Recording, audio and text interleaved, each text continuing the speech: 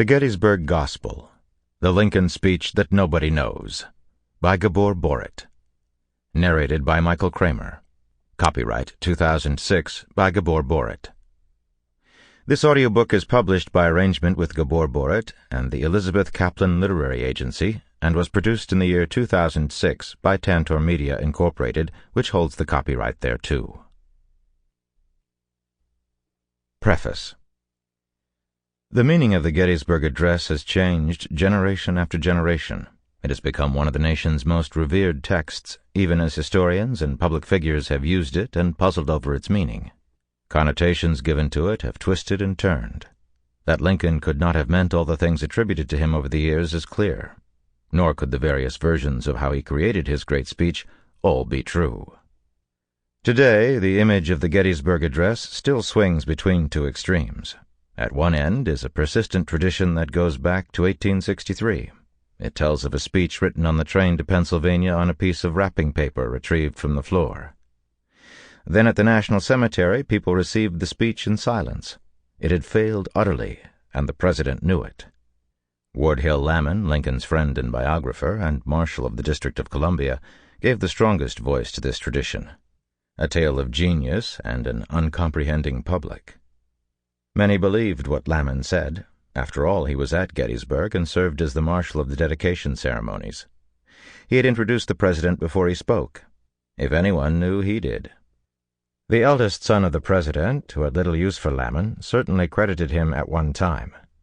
"My father's Gettysburg Address," Robert Lincoln wrote in 1885, "was jotted down in pencil, in part at least, on his way to the place." The Alabama-born writer Mary Shipman Andrews gave the story its great currency. One day her son Paul's history teacher, one Walter Burlingame, reminisced in class about his own youth. He told about hearing Edward Everett tell his father, diplomat Anson Burlingame, who also knew Lincoln, that the president wrote his address on a piece of brown paper on the train going up to Gettysburg. Everett, too, had to have known. He gave the main oration at Gettysburg. Young Paul Andrews went home and told his mother, who then wrote a captivating little book, The Perfect Tribute. An interesting provenance, this. Edward Everett tells Anson Burlingame something that is overheard by Walter Burlingame, who tells Paul Andrews, who tells Mary Shipman Andrews, who tells the world. Americans learned this history by heart. For long, The Perfect Tribute reigned as the most popular book on the subject, indeed perhaps on any Lincoln subject. Though Andrews's name is now mostly forgotten, the ideas she popularized still sway no small part of the general public. She admitted in private to taking one liberty in telling the tale. She turned the reputed silence of the Gettysburg crowd into vast reverence. The Perfect Tribute. The little book continues to go through endless editions.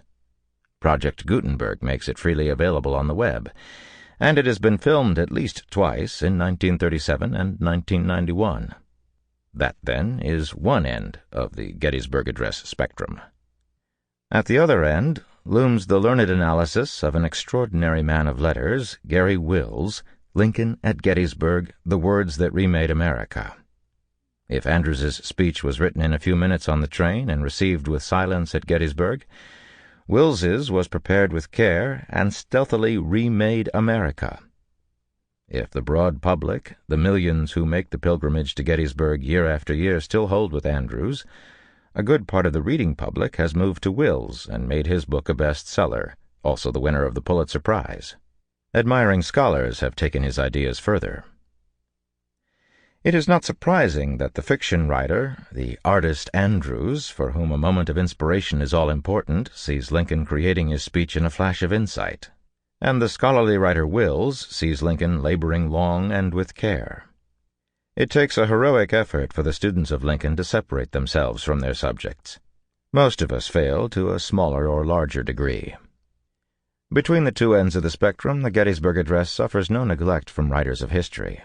Yet perhaps since they collected every scrap of the often confusing and contradictory information, and surely there will be more, it has been all too easy to get lost in the tangle.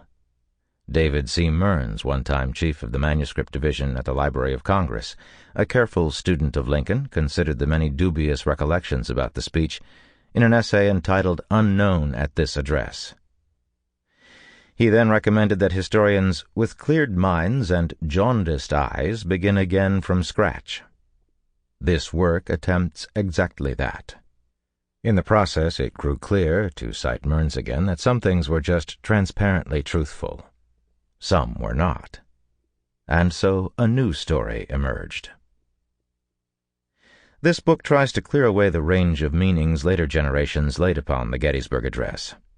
Kent Graham, author of wonderful prose poetry about the president, wrote that, "If we Americans can't find Lincoln, we are lost." Graham described the address as a transaction between the dead and the living, between the past and the future, from which the speaker has disappeared. These words fit the study of the address itself. The chief purpose of the present work is to let 21st century readers find the speaker and his audience as they were in 1863. The story begins with a picture of Gettysburg after the battle, the site of the greatest man-made disaster in American history. This is where the president came to explain why a bloody war had to go on. These chapters give voice to the dissonance, confusion, and disruption of all that was normal for this town.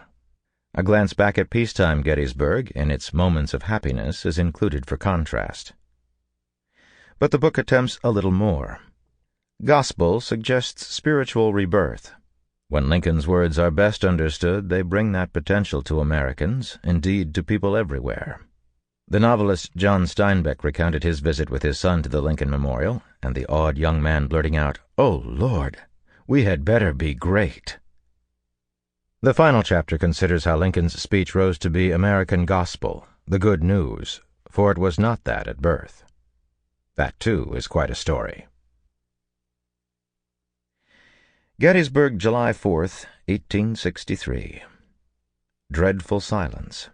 It rains.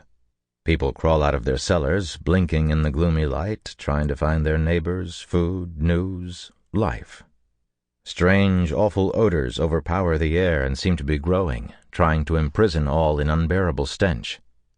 Dead bodies are scattered over the streets, dead horses and mules. When the oppressive hush breaks, the clatter comes not from rifles or cannon fired to salute Independence Day, but in dead earnest by enemy armies still facing each other at the edge of the town. No toasts are offered today, no fireworks, no parades, no services in churches that are filling up with grievously wounded men. Gettysburg, July 4th, 1863.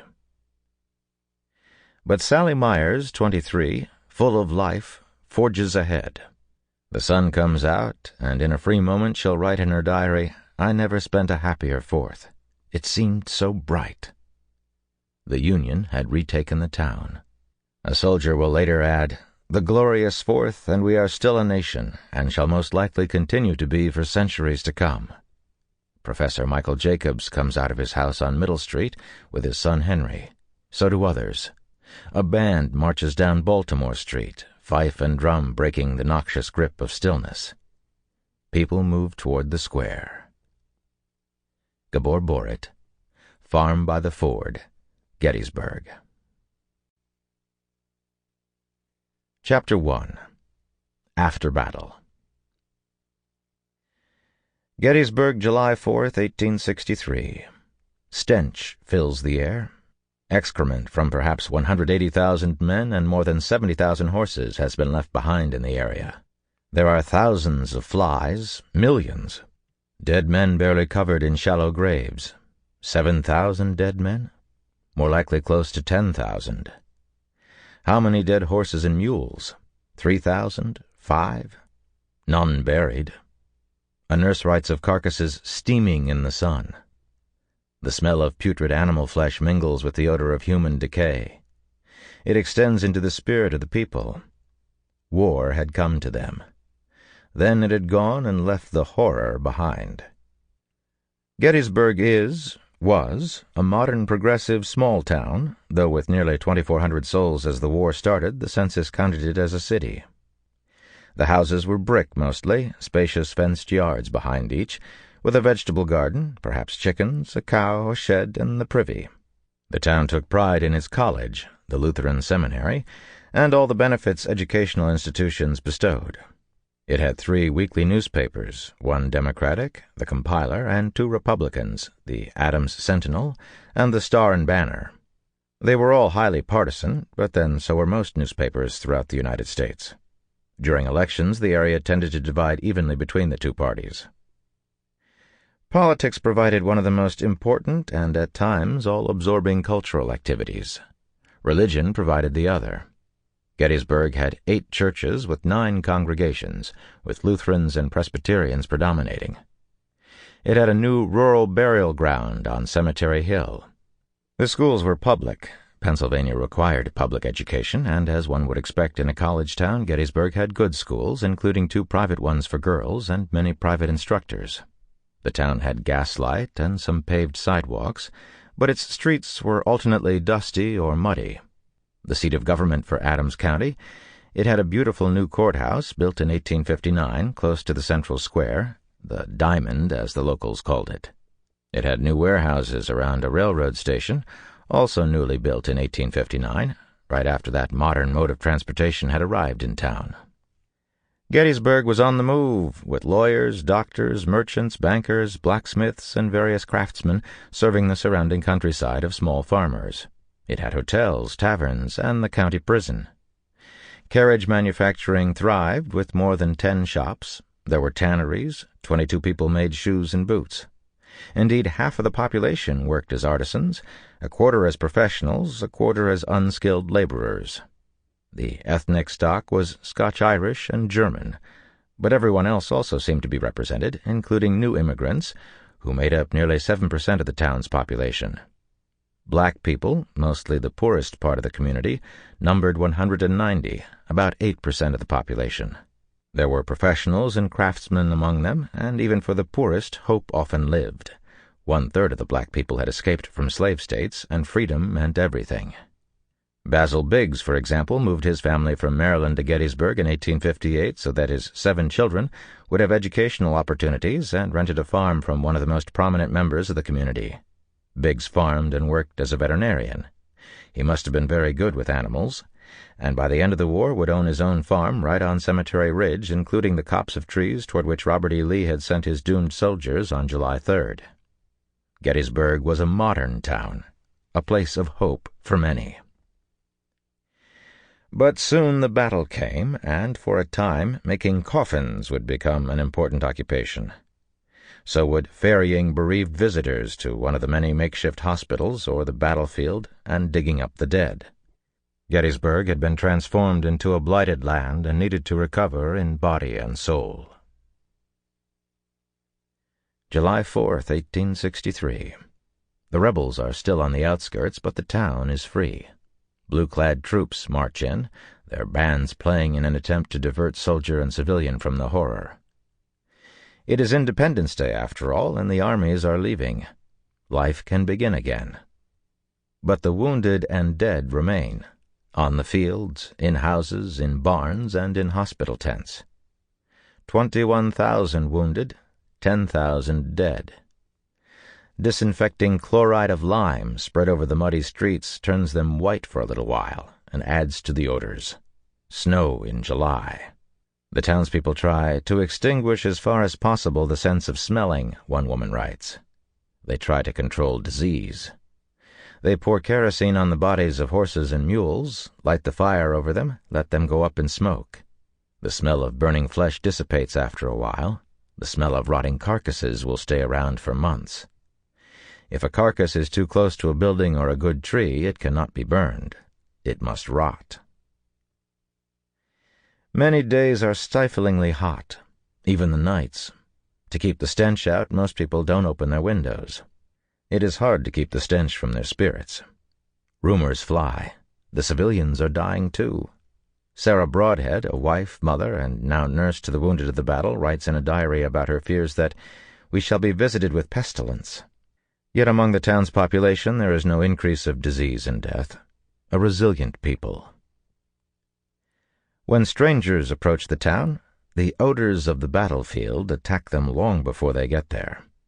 But the visitors come, many to help, some to gawk, some to plunder, most looking for their lost loved ones from the armies. Masses of strangers. where to put them all. On July 9th, the New York Times reports no accommodations or food here for visitors, and last night many were compelled to roost in the barns or upon the steps of dwellings. A man feels lucky when he gets a chair to sit through the night in front of a hotel, better than wandering till daybreak. On July 13th, the Broadhead's house, in addition to a family of 3, has 3 wounded soldiers and 20 visitors. The strangers are filling every bed and covering the floors. Some complain about the visitors. Too much idle curiosity. Professor Michael Jacobs of the college, however, sees it differently. He wishes the whole land had come. Seeing the blood-stained fields, the sacrifice of the mangled soldiers, and the newly dug graves would rekindle people's patriotism and their gratitude to God for a most signal deliverance at Gettysburg. Many do come and stay in uncomfortable quarters, but their problems shrink in face of the immeasurable suffering of the wounded and the dying. Private George R. Freisinger arrives with an emergency militia unit sent to help maintain order. "We had a severe trial for young soldiers," he writes home to his father. His unit had limped into town on blistered feet and got placed in a church. The sacred structure reminded him of his home, which now felt like a distant Jerusalem to the ancient Jews. "So here we are quartered in a building which it was little thought at the day of its dedication would ever be used to serve the purposes of war. I see the pews occupied by forms moving amid the din and clanging of arms, which the soldiers are brightening up for duty, and instead of singers on the gallery, boys writing letters to their friends far away. Everything remains in the church seemingly just as the congregation left their last Sabbath's service. Hymn books are scattered through the pews, spittoons and footstools remain in the aisles, and the altar and pulpit carpeted with Brussels. Even the clock hangs suspended, ticking the hours as they fly, and which, instead of meeting the minister's eye, now catches the eye of the sergeant of the guard as he says, 'Fall in, second relief.' Perhaps we will not deface it much, this church," Freisinger writes to his father, adding, "Gettysburg cannot be called a town, but a large collection of hospitals."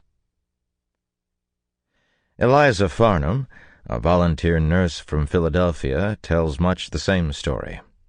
"The whole town is one vast hospital.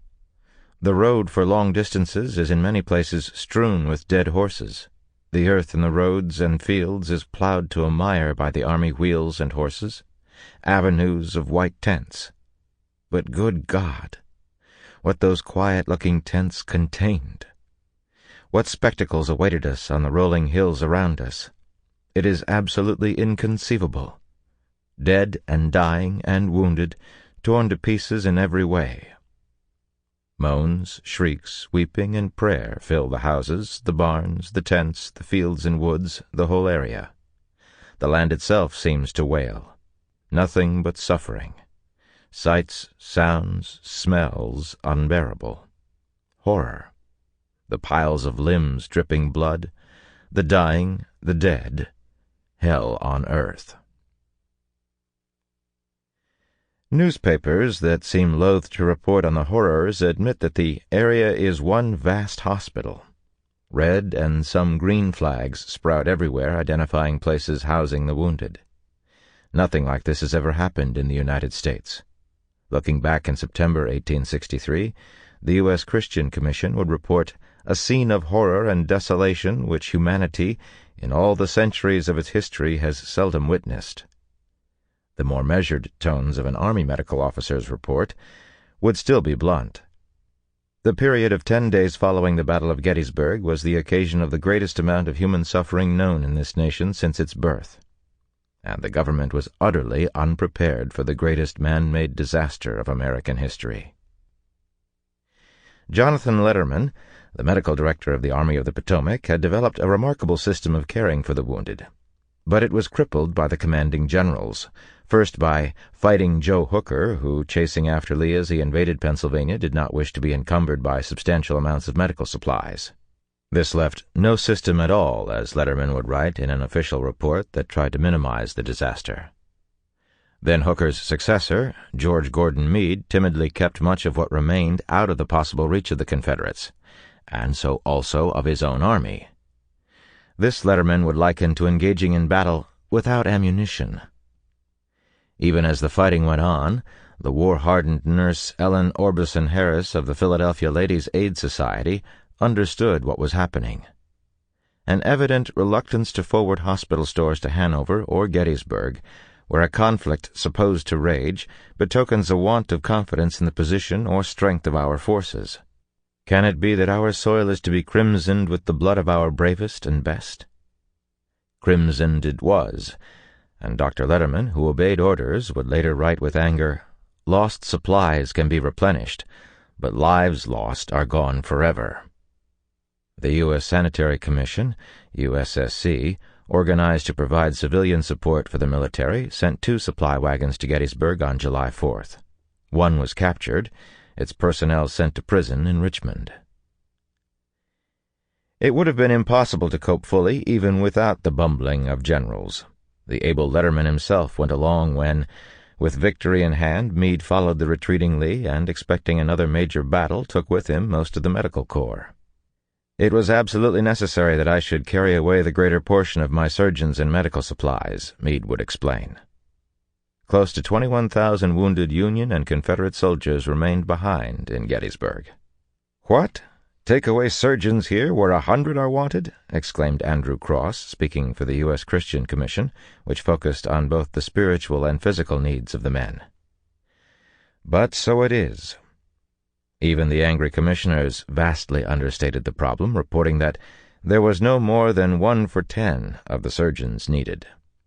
In fact, out of the 106 medical officers left behind, perhaps 35 could actually operate. A distraught Ohio Army doctor and ordained minister, Harry Maccabee, who stayed back and had to care with 3 assistants for 1,000 badly wounded men, would resign with bitter words when the crisis passed. "It is my deliberate opinion that the failure to furnish sufficient number of medical officers cost the country more good men than did the charge of any rebel brigade." The official medical report in the fall, however, would state that of the more than 14,000 Union wounded, not 1 was left on the field on the morning of July 4th. Yet Dr. Letterman was sufficiently aware of the disaster to order the improvement of the system of medical supplies and ambulances. As for Dr. Maccabee, not long after he sent in his protest, an accident would take his life. The Confederate Army might have done even worse. Not only did it have to prepare for another possible battle and also keep medical personnel and ambulances in reserve for those who became ill on the retreat, it did not have sufficient transportation back to Virginia for movable casualties. Lee's medical director, Lafayette Guild, ordered left behind abundant supplies for the wounded and the sick. But that could not be done. In the disaster that followed, the Confederate government and army would take even less note than did the Union side. Nothing would be said about its helpless soldiers drowning by a flooding creek, or left lying unattended for days. One of the Gettysburg papers claimed that the rebels left behind them 6 drunken, inefficient, and worthless surgeons and 11,000 wounded. Another local paper bemoaned this inhumanity and poltroonery. But the Sanitary Commission's report described the Confederate doctors as intelligent and attentive, even as it accepted the Army's explanation that impending battle required the removal of most of its surgeons. In short, no neglect was admitted, though Meade took with him more than 4 out of 5 of his doctors. Christian Commission delegates digging graves for the dead reported more boldly, but with masterful understatement, that the Army of the Potomac did not leave a sufficient force to bury the dead, much less to afford necessary attendance upon the mangled and bleeding forms. Union and Confederate, they lie side by side, many without even a straw under them, some with a rail or bottle under their head, half-clothed, destitute and suffering, many carried fresh from the amputating table. Washington was oblivious. President Lincoln had no idea about what was going on in Gettysburg. His wife Mary had suffered a terrible injury in an accident on the second day of the battle and seemed in danger. She had jumped out of a runaway carriage and received a head wound that grew infected. The private distress of the president was compounded by the inability of Meade to finish off Lee's army. While the rest of the country celebrated a victory at Gettysburg, Lincoln's eyes focused on the retreating Confederate army, hoping to see it annihilated. He thought that defeat of the fleeing Confederates might end the war. The Secretary of War, Edwin Stanton, appeared equally oblivious. He, too, looked to the upcoming days of hoped-for battle. Subordinates who were supposed to handle medical problems didn't understand either. When Nurse Harris of the Ladies' Aid Society went to the War Department on July 3rd to beg permission to bring supplies to Gettysburg, besought the privilege with tears, her pleas were flatly rebuffed. She went anyway. "The Lord will carry me there safely," and only regretted that she obeyed orders about provisions. Nor did the Surgeon General, William A. Hammond, recognize the magnitude of the emergency in Gettysburg. At first he even refused the offer of civilian help. "How many volunteer surgeons may I send?" Pennsylvania Governor Andrew Curtin asked, and was told none. "The medical director of the Army of the Potomac has plenty of surgical aid." General Robert C. Schenck, in command in Baltimore, in turn complained that barns, houses, and yards are full of the wounded. Pennsylvania is not taking care of them. Eliza Farnham's call for help was published in Philadelphia, but the press remained mostly silent about the horrors. "The Army has left Gettysburg," Nurse Farnham wrote, "and we are not here an hour early for the suffering. Please send all that you can." On July 9th, Nurse Harris wrote home about wounded men drowning in flash floods and thousands who were still naked and starving. "God pity us! God pity us!" As disaster engulfed Gettysburg, the Philadelphia Inquirer boasted that "our wounded left in Gettysburg are well cared for." But visitors saw, as a woman from Maine wrote, that the newspaper accounts were very different from reality. Men didn't talk much about what was happening all around them. Men need to be strong, need to be men. If you are a wounded, dying soldier in great pain, you try to suppress your cries. Die like a man. If you are a caretaker, you don't often write letters telling about the horror. If you write official reports, you stress the positive. When civilian doctors finally started helping, the medical inspector of the Army would find in late July that the hard work of the citizen surgeons, just like that of the Army doctors, had been performed with fidelity and ability.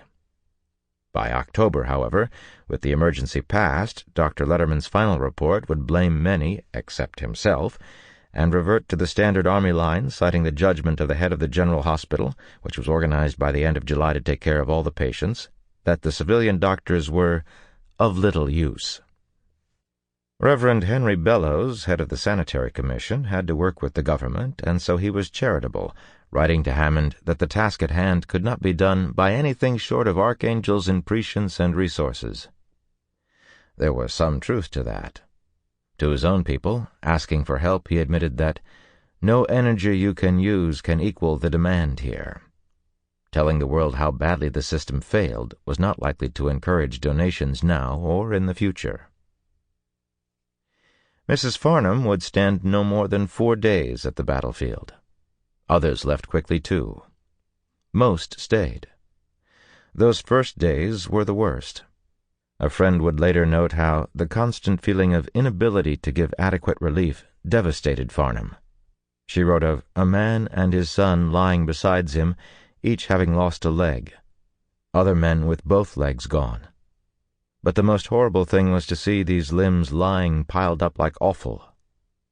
She left Gettysburg, her friend would testify, and never recovered. For a long time after, she could not sleep. She died 6 months later. Her friend objected indignantly to the death being ascribed to consumption. The cause, but a simple loss of vitality. Doctors worked day and night. "I never saw men work harder and complain less," an Army medical inspector would report. Day and night. Decide who should be looked at first. Leave hopeless cases alone. Lift a body onto the makeshift operating table. Try to stop the soldiers thrashing and howling. Administer anesthesia. Be careful about the right dosage. A nurse would write to her mother, "I saw a man die in half a minute from the effects of chloroform. It seemed almost like deliberate murder." Amputation followed amputation. There was no end to the wounded. Piles of limbs were stacked on the ground under one tree. Surgeons had to be held up while continuing to operate. They fainted from exhaustion. One doctor recorded in his diary getting up at 2 a.m. and working incessantly until midnight. Anxiety is constant. The strain upon both. Sample complete. Ready to continue?